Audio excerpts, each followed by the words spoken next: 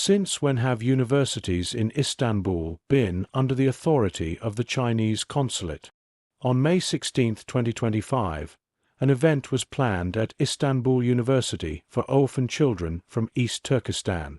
It had been approved in advance, and all the necessary permissions were officially granted. But just one day before the event, on May 15th, the university administration suddenly cancelled it. Do you know what the reason was?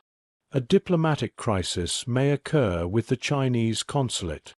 Yes, because China might be offended.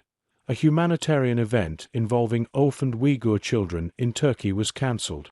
20 Uyghur children who had been brought to attend were left heartbroken. And this is not the first time. For a panel scheduled on April 29th, the phrase East Turkistan was removed. One Uyghur speaker was even banned from entering the campus. Again, the same excuse. We must avoid a crisis with China. I want to ask. China is free to oppress the Uyghur people in East Turkistan, to assimilate them, to ban their language and religion, to erase their identity. But are the victims of this oppression forbidden from speaking in Turkey? China is free to bring fake base station spy technology into Turkey, to collect personal information about Uyghur Turks, to copy SIM cards and empty bank accounts of Turkish citizens, and no one says a word. But when it comes to Uyghur children smiling, suddenly that becomes a problem for China. Is this justice? Is this independence? Is this an honorable stance?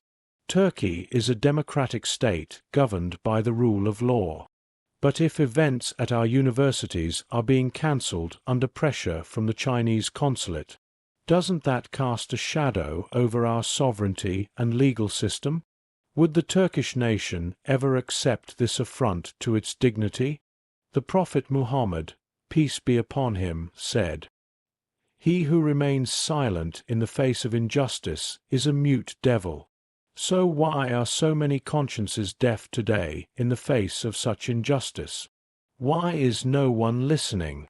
If the Chinese consulate already has this much influence over Turkey's academic institutions today, what will happen tomorrow? We will not be silenced by those who try to suppress our voice. For East Turkistan, for justice, for humanity, we will keep speaking. And remember, every truth that someone tries to silence echoes even louder.